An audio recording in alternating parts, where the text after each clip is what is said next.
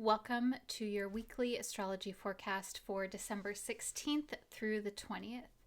This week we're shifting seasons. We're moving from Sagittarius season into Capricorn season, and this also marks our solstice.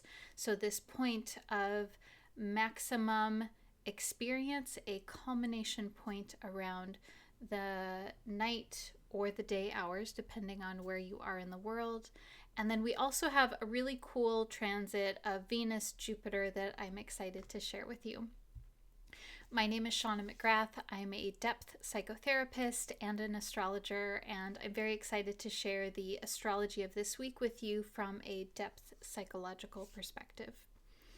Now, let's do just a really mini recap on last week because we're still, I think there's still this experience of transitioning out of some of the experiences from last week because some of those transits in the previous week happened so late in the week. So we had on Sunday, the 15th of December, we had Mercury station direct, meaning that the retrograde process is complete for this period in time. And then we also had a full moon in Gemini on the 15th of December, Sunday. And then also last week, we were really leaning into this Mars opposite Venus, Pluto. If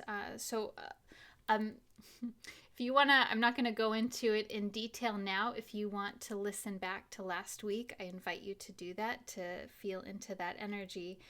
But I share this with you because there was a lot of big energy, especially leading into the weekend. The full moon in Gemini being this culmination around what it is that we've been thinking about and chewing on, and Mercury stationing direct to the retrograde process coming to a close. There's also this sense of culmination around what it is that you may have been thinking about or revising or thinking about how you want to retool things in your life, things that maybe have been coming up for review or for change. And so this week, Mercury is fully direct, and Mercury will continue to pick up speed. So it's still in a very slow sort of pace. We can think of Mercury has been appearing to walk backwards, and then before you move forward again, before Mercury moves forward again, it slows down the backward steps and it actually pauses for a moment. This is the direct station on Sunday, the 15th. And then after that brief pause, it begins to step forward. And we can think of Mercury as walking forward this week. And then in the coming weeks, it's going to start to move into maybe a soft jog and then a run. And so what does that mean? That means that we're moving in a more extroverted, out into the world fashion, but we're sort of feeling into it slowly. And so the things that have been under review or the things that have been under revision, the things that you've been contemplating in November and December, those are starting to come together. There's a sense of integration, and there's also a sense of what it is that you've been chewing on, what you've been thinking about, that can start to have an external impact in your world in a more material or literal way. I think it can manifest that way, that in the coming weeks there's more of a sense of internal integration of what it is that you've been thinking about, but then also that moving out into your life in a way where these contemplations are being put into practice, so to speak. And of course, that really depends on what it is that you've been working on. But this is where we're at this week. We're sort of in this putting the pieces together forward movement with communication and the mind and the thought process. So this week also leaning more into this. So we have that is Mercury in Sagittarius, and then we're also simultaneously wrapping up Sagittarius season, with the sun being at the last place of Sagittarius. So happy birthday to the Sagittarius folks, and then also happy upcoming birthday to all of our Capricorn people. So the sun moving into Capricorn, the sun is a symbol of our conscious focus throughout the year, month to month, what we're focused on. The sun is also a symbol of consciousness in general, consciousness being the things that we are aware of, that we know, that we know, that we know. The sun is also a symbol of the ego, the part of us that is able to say, this is me, this is a sense of I amness, is the sun. And so there's also this, because we're always having different experiences and moving through life and encountering different situations and scenarios, and that the experiences that we have an impact on us. The sun is a symbolic reflection of the continuing maturation of the I am experience. We could also call this self-actualization. We could also call this maturity. We could also just say that this is simply your experience of moving through life and having different experiences that impact you and your sense of self, or your experience of who you are in the world.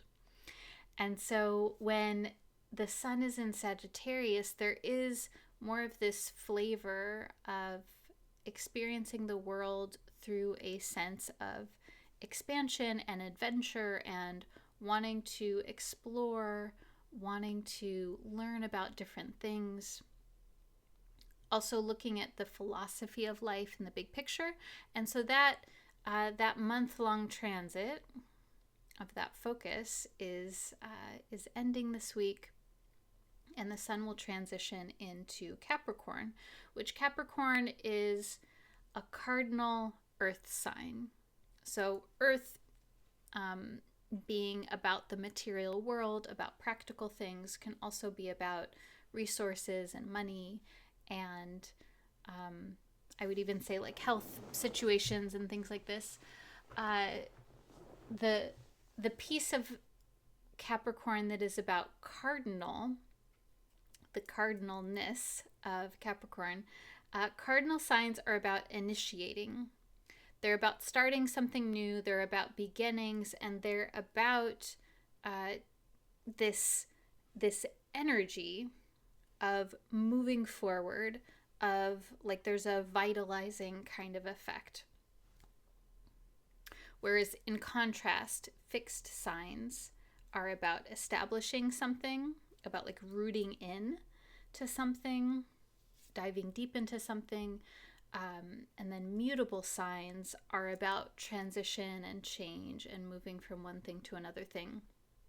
So the order of the zodiac, this is a side note, the order of the zodiac is that it always moves from cardinal to fixed to mutable, and then cardinal to fixed to mutable. So in this case, we could say, let's say we start with Libra, a cardinal sign, to Scorpio, which is a fixed sign, to Sagittarius, which is mutable, and then we go back to the cardinal, which is Capricorn. If that doesn't make sense, don't worry about it. My point in bringing this is that there is this encoded into the zodiac. There is this idea of something new, cardinal, the development of that new thing, fixed, and then a transition point or a shift point, mutable, before going back to something new emerging.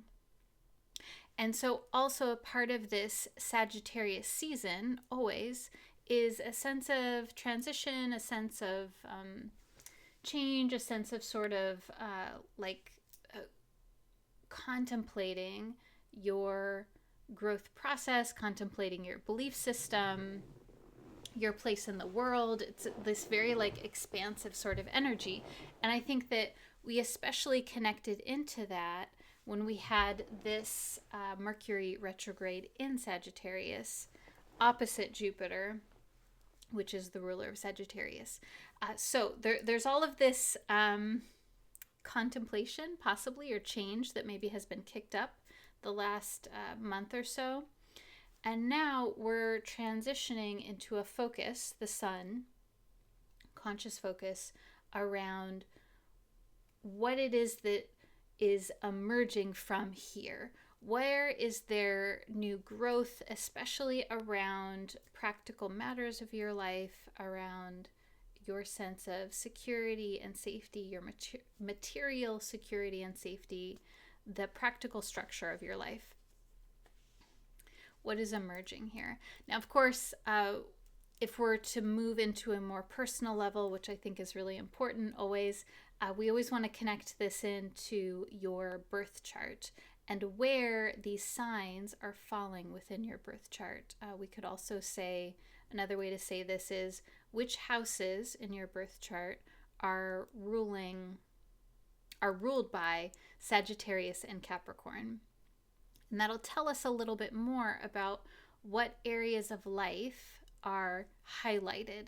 The sun is like, we could think of it as like this giant highlighter, this giant spotlight or a candle that we're using to see.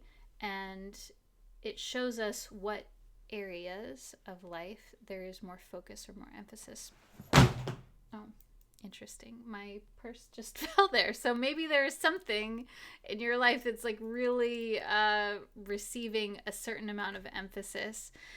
So let's move more into a little more detail on this. So the sun is moving into Capricorn on Saturday the 21st. So Monday through Friday this week, we're still in Sagittarius season. The sun begins the week at about 25 degrees of Sagittarius. All the signs go to 29 degrees. So it's like at the very last part. And a part of this Monday through Friday Sun and Sagittarius experience that we're having is, while the sun is still moving through this last part of Sagittarius, it will make a square to Neptune. A square tends to involve some level of tension or like things that we want to kind of like make peace with or work out in some way. There's a certain level of integration and, in that process, confrontation around a square. And so in this case, it's Sun Neptune. So we know the sun is the ego, the consciousness. I want to say also the sun is also connected to our experience of vitality, of success, of leadership, of even bosses or folks who are in a position of power or leadership or autonomy in some way. Sun is so much connected to our sense of agency and life force, and that like divine spark of energy that propels us towards something and that helps us to connect with something at a personal level. So the sun is so crucial. It's sort of like this little flame inside of you that moves you to and away from things. And then Neptune has this sensitizing and dissolving kind of effect. Neptune is about altered states of consciousness, being in the flow, being mesmerized, being moved.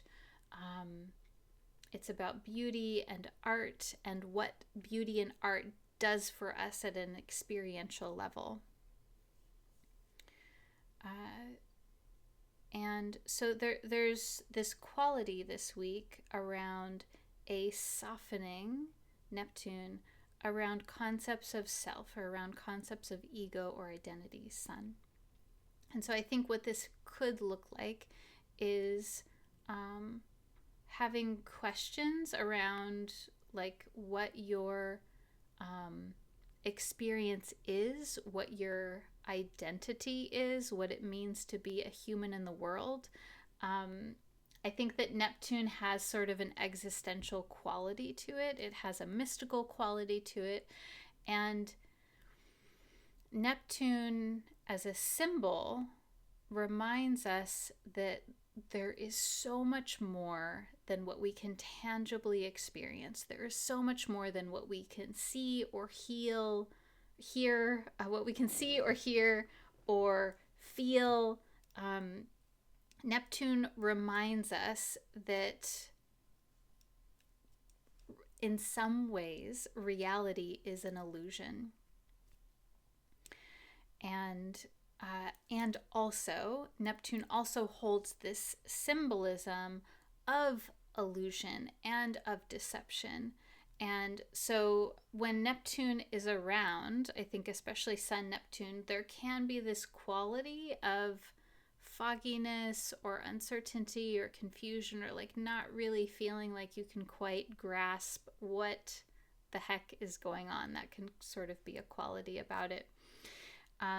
So it's sort of like, it depends on the context, and I think it really depends on what's happening in your life, because there is this component to some Neptune that's really conducive to being in a flow state, being in a creative practice or a mystical experience, and also that can sometimes feel destabilizing, because the sun is sort of this cohesive effect, this cohesive part of the psyche is the ego, that feels centering, and that we can we can orbit around that sense of self, that sense of ego. And when that's sensitized or destabilized, that can sort of feel a little wonky. And so we want to have something to anchor into, ideally, if we're feeling that way. I think also this, I was thinking about when a person has this aspect natally, Sun, Neptune in any way, but especially a square or an opposition, there can be this subtle but constant questioning of, who am I?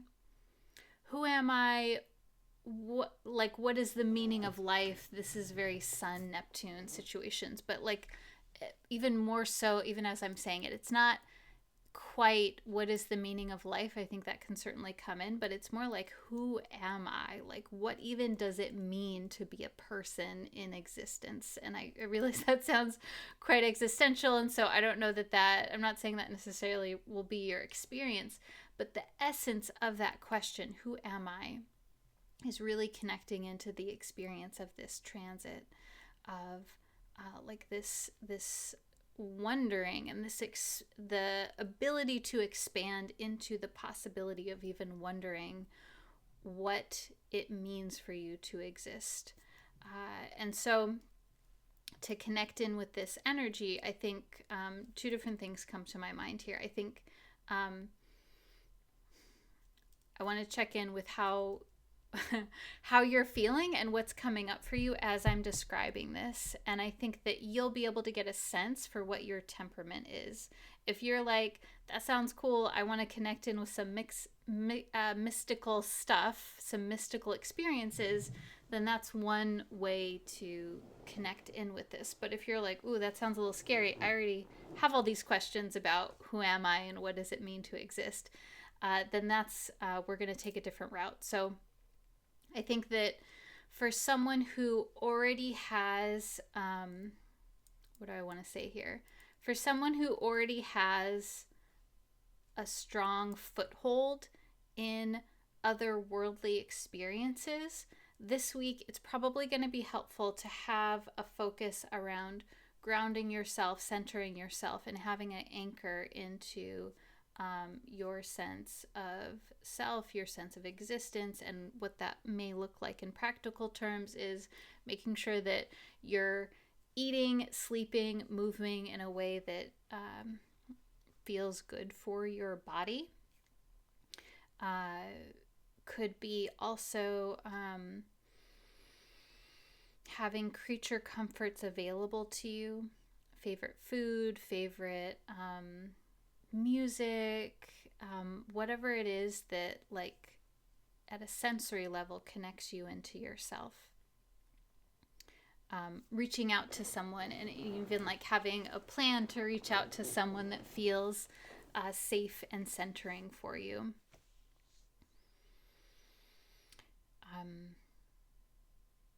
If it's possible for you, connecting with something in the natural world, even if that is, connecting with water, connecting with plants that you have in your home, anything that's going to feel anchoring for you in general is going to help to be a remediation for the fuzziness and the open abyss extendedness of Neptune. Now, I think also there's a lot of potential for having altered states of consciousness that feel like they expand your mind, or they expand your sense of connection to something greater than yourself. And so this may look like planning to do activities that put you in a flow state where you can really be in the moment, whether that is movement or stillness or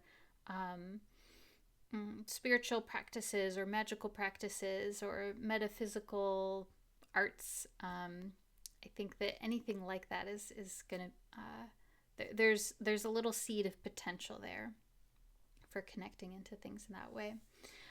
Okay, so that's really Monday through Friday that we're feeling into this Sun-Neptune experience. And yeah, I'm so curious to hear how you're feeling about it and what comes up for you when I share this.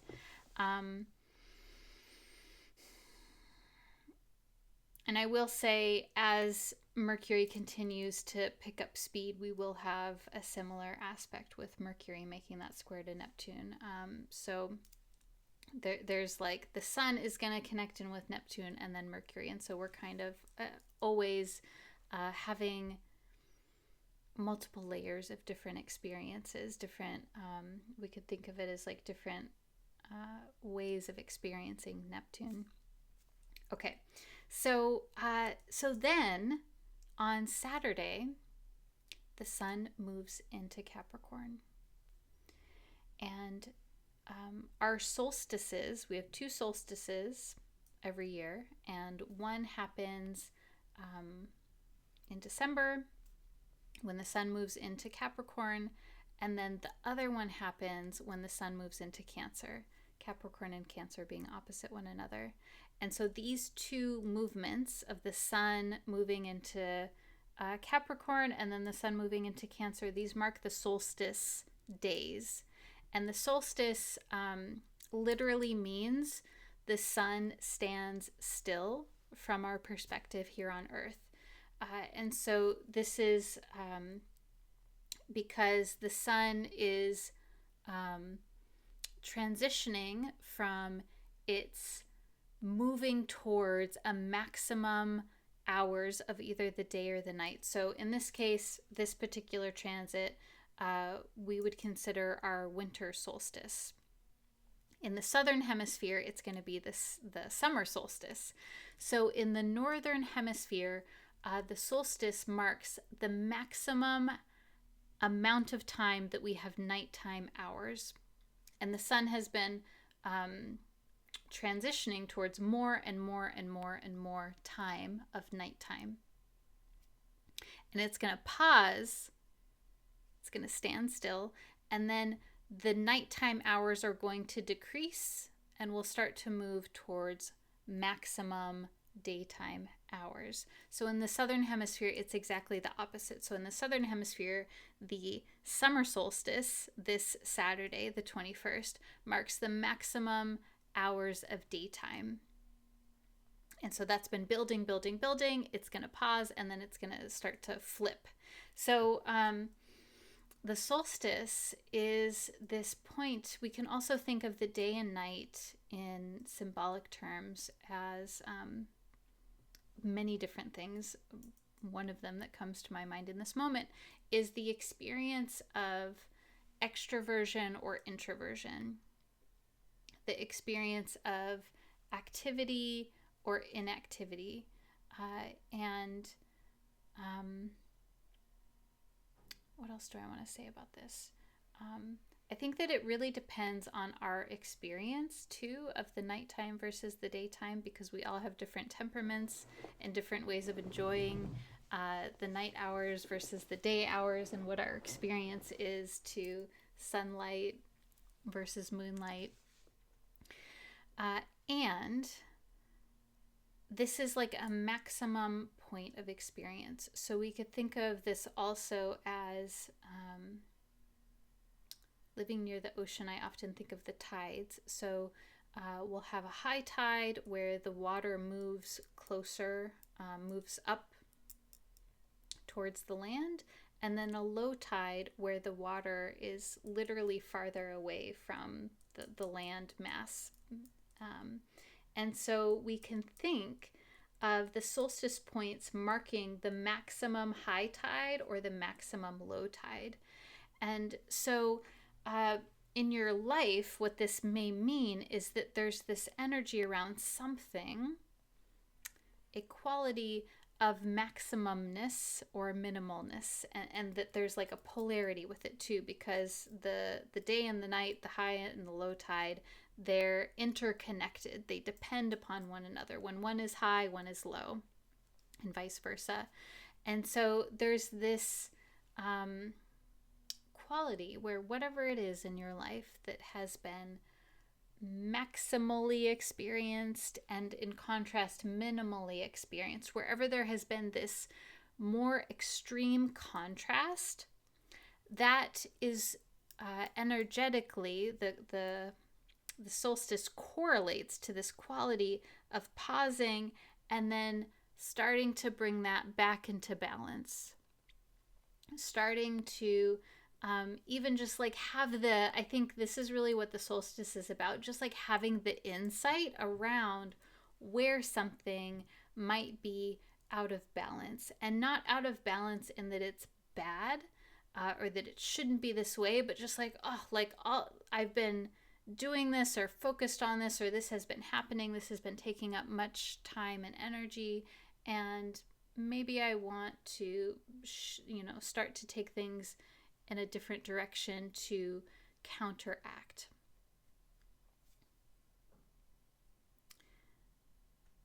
So it's moving from this, like having this experience of maximalness or minimalness.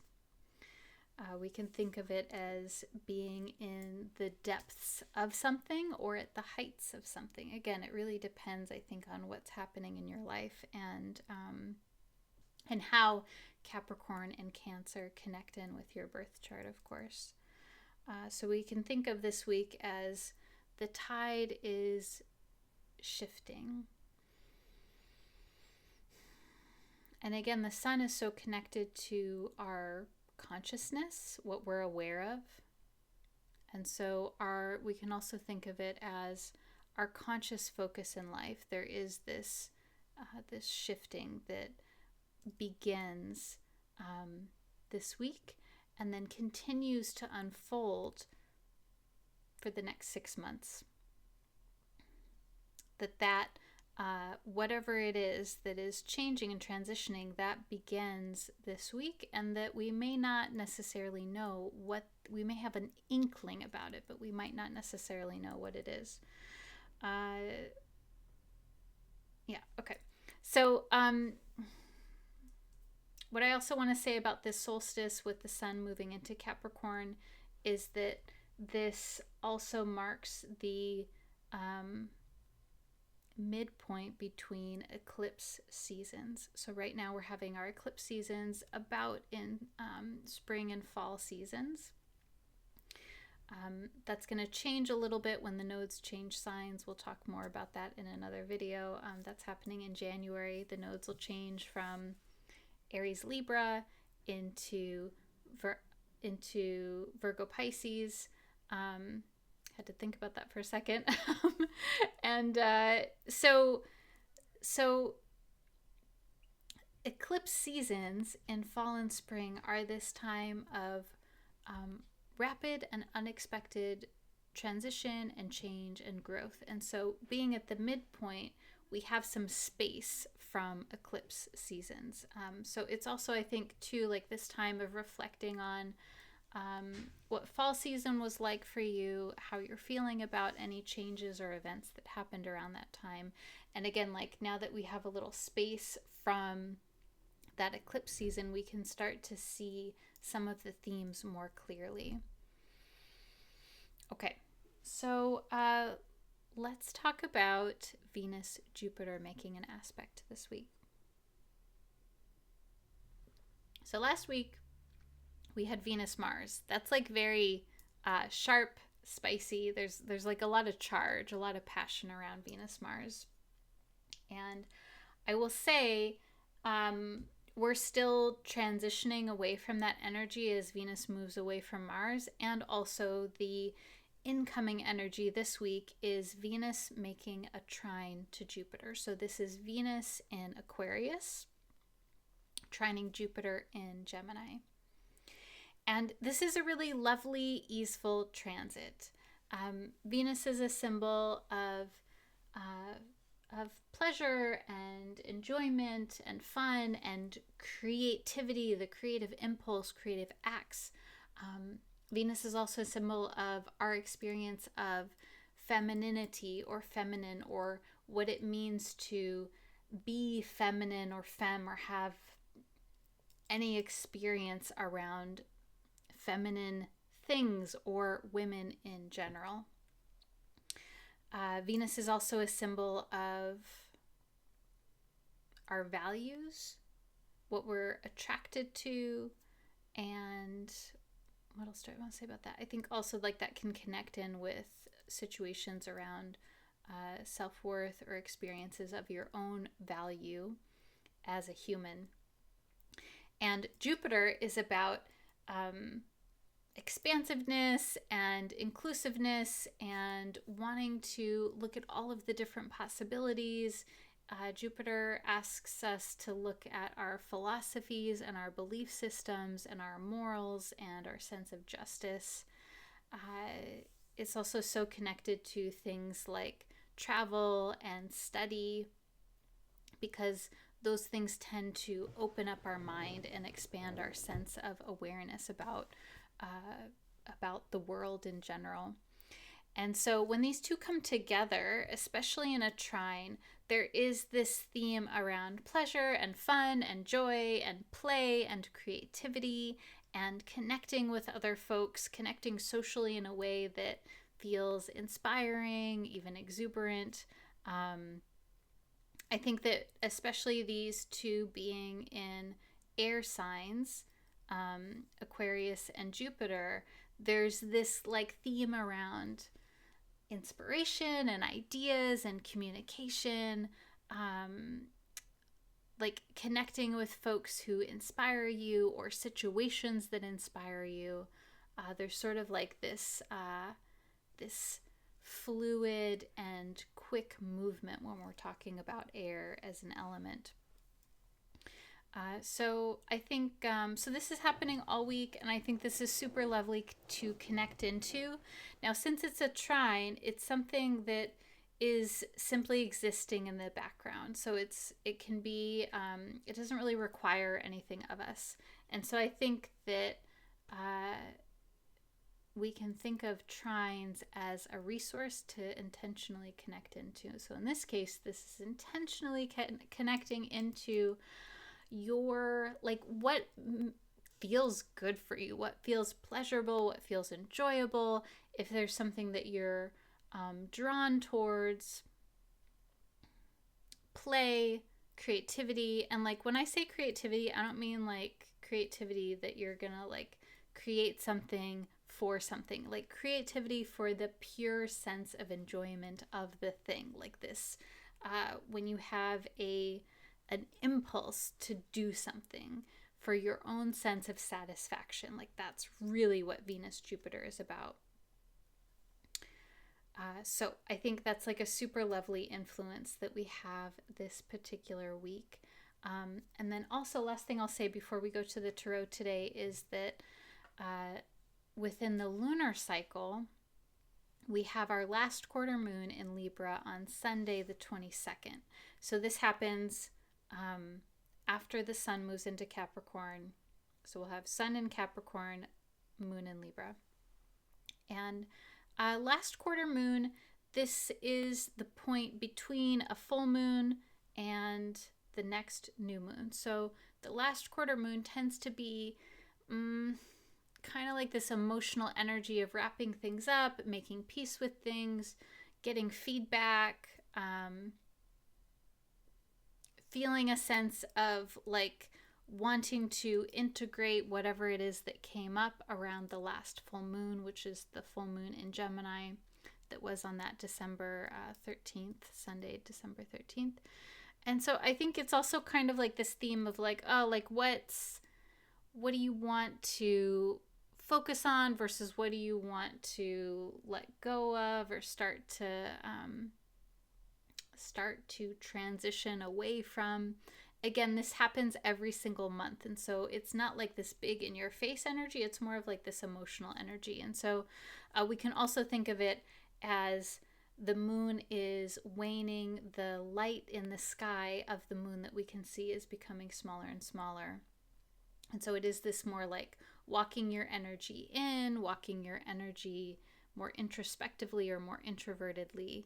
And I think with Libra, we can think about it as possibly contemplating how you want to focus your energy in relationships.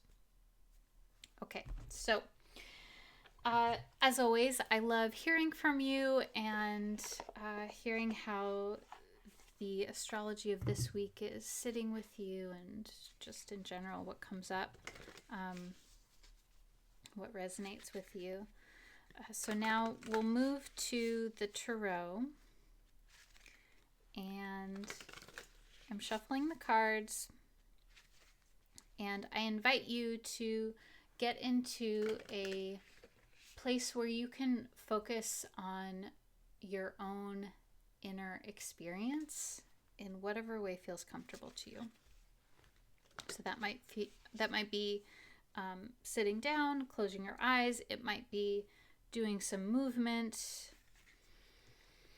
It might be focusing on one thing in front of you that feels soothing. Or maybe picking like 3 things to sort of move your focus around. Maybe that feels good. And then if you like, this is all always optional, invitation for you to imagine yourself in this beautiful protective bubble of light.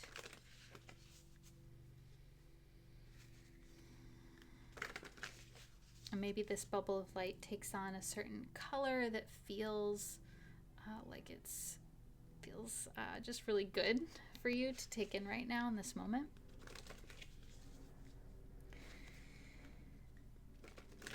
And then always, it's a lovely time to invite and request the presence of your spiritual guidance team, ancestors, whatever your experience is of a protective, benevolent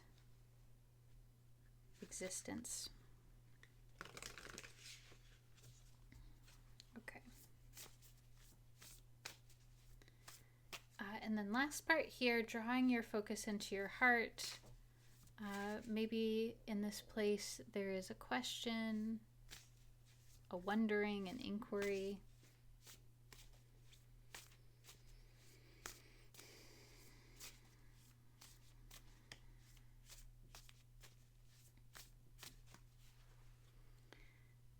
And then you can also, in this moment, pick one card between 1 and 3 to be special to you, to be your card in particular.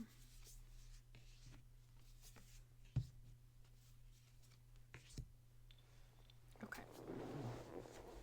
Great.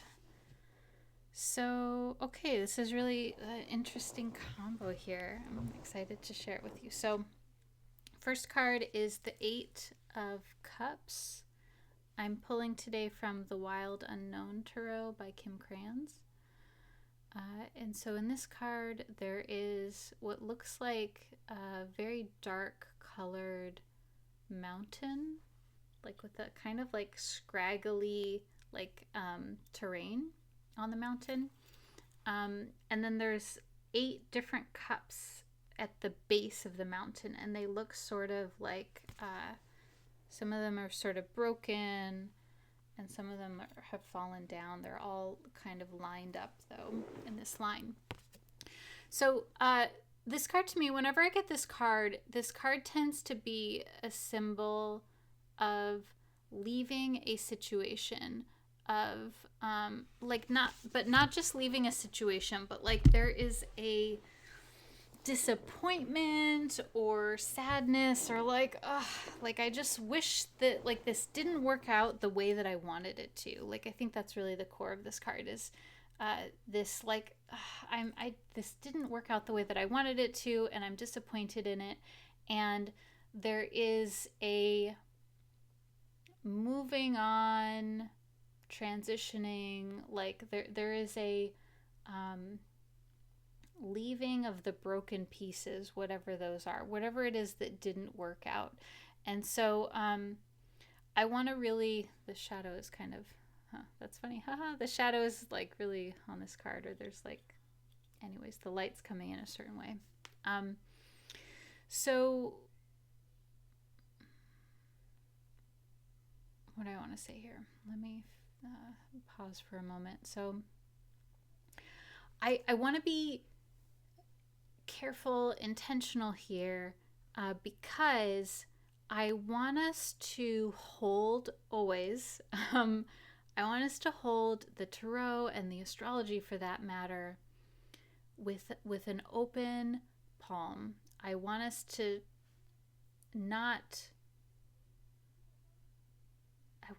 avoid making it so literal and so concrete so immediately.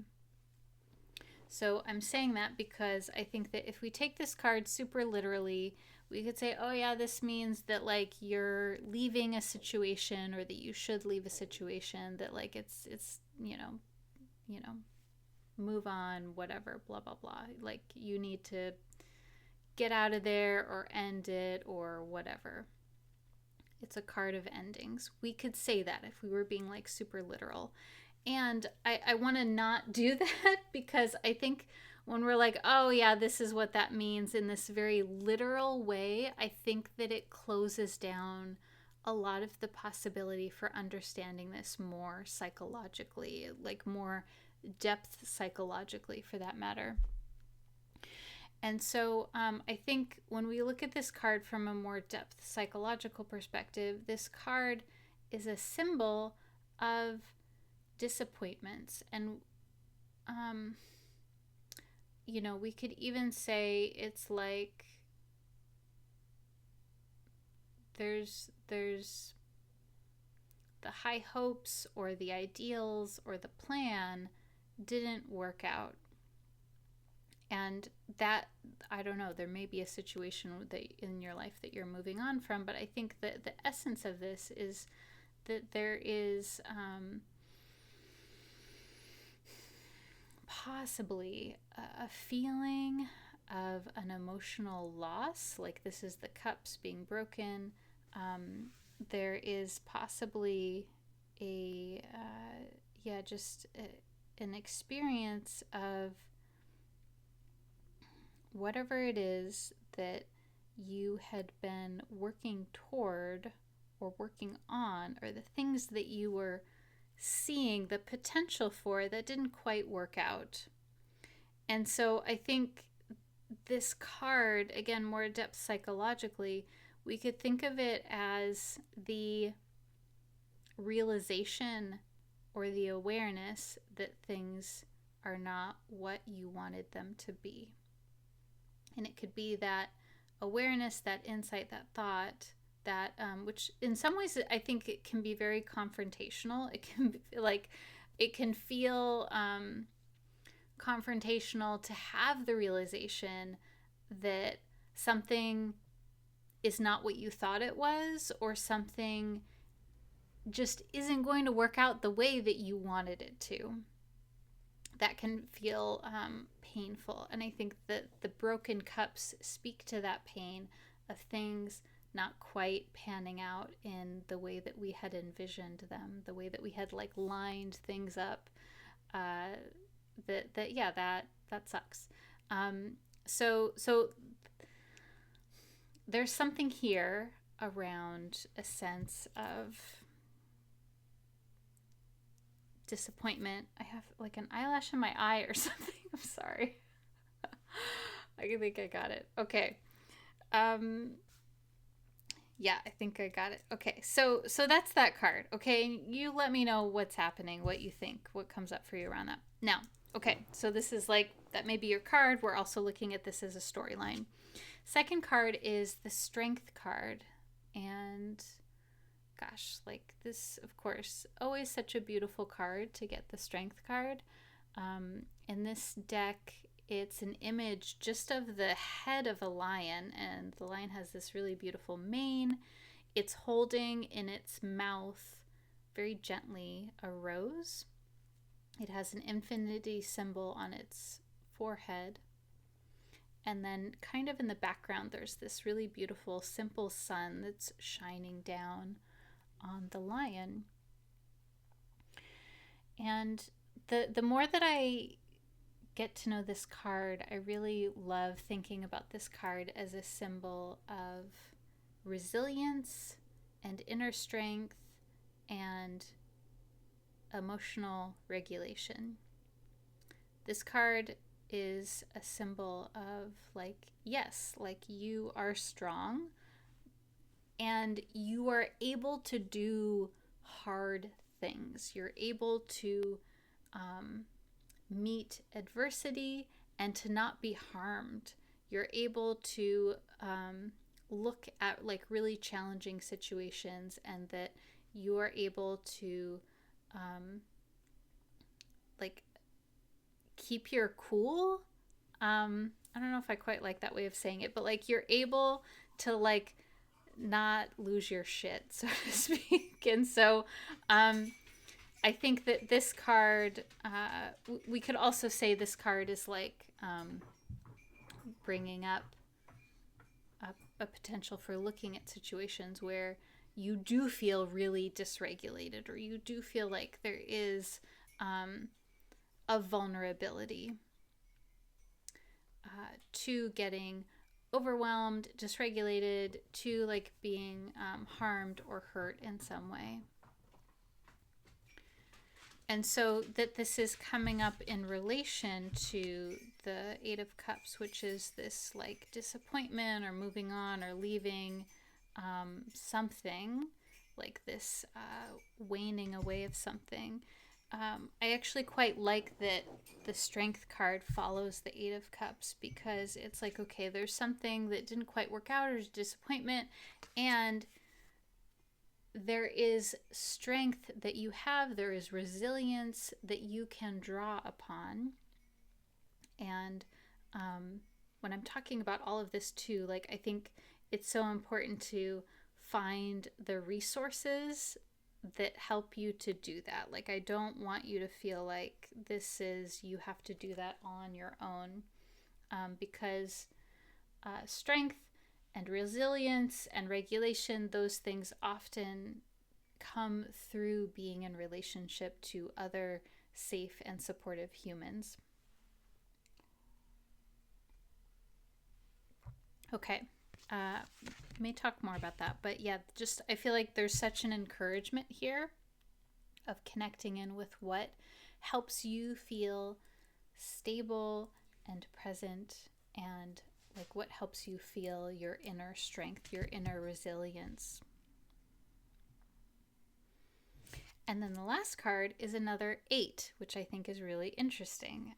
So we have the 8 of Wands here. And in this card, there are 8 different wands. They kind of look like sticks, but they're the wands, and they're in this.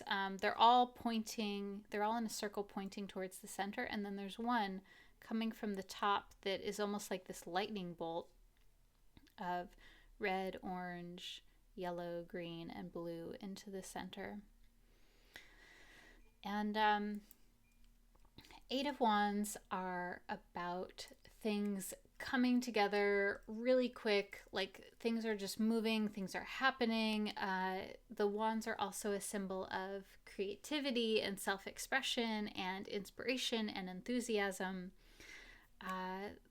This card is like, yeah, like stuff is happening, things are like, there is active movement.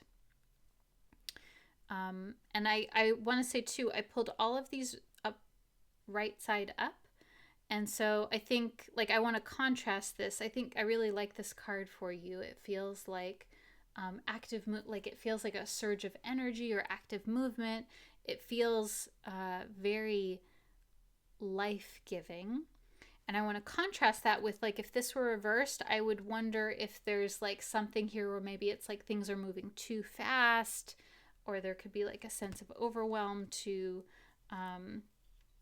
try to mitigate. I don't quite feel that here. In fact, I actually really like the movement because we start here with the Eight of Cups, and in the traditional Smith-Waite imagery, there's usually these cups here in the front and the mountain, and then there's often a figure, a person here that looks like they're walking off frame, and they look kind of like they're bummed, and they're just like, whoa, like they're just walking away in disappointment. And so there's like a slowness about this card that I feel as well, like thinking about that figure walking off frame. And so there's this kind of like I as I'm talking about this, I also kind of am thinking about like the solstice and like this slowing down and taking stock of things. And then the strength card having so much imagery that involves the sun. Leo, like the lion, Leo being a symbol of the sun, and the sun literally here in this card. And we could even like go more into the planetary symbolism here, saying that the rose in the strength card, in this card in particular, we could correlate that to Venus, and we could say, oh, okay, so this is, there is a potential here for reviving yourself, reviving the sense of self, reviving the sense of vitality that maybe was depleted by disappointment, that vitality can return through connecting with social connections, that can return through remembering that you are a strong, powerful, resilient person, and also seeking out the experiences that invoke in you a sense of resilience, a sense of strength, a sense of feeling like you can exist, like you can breathe, like you can be that little like that flame that is inside of you, like that has the conditions that it needs to grow and to flourish. And then from that place, from that experience of resilience or inspiration, that there can be movement here, that there can be this like, I'm thinking about this lightning bolt wand that's coming in here. There can be this surge of inspiration and maybe even vitality. Maybe moving in a different direction, maybe moving like in the same direction, but with more of a sense of that like spark and that vitality. So really excited for you. This is your weekly astrology for this week. As always, so lovely to share this space with you. My name is Shawna McGrath, and you can find more about me and my work on my website, theastropsyche.com.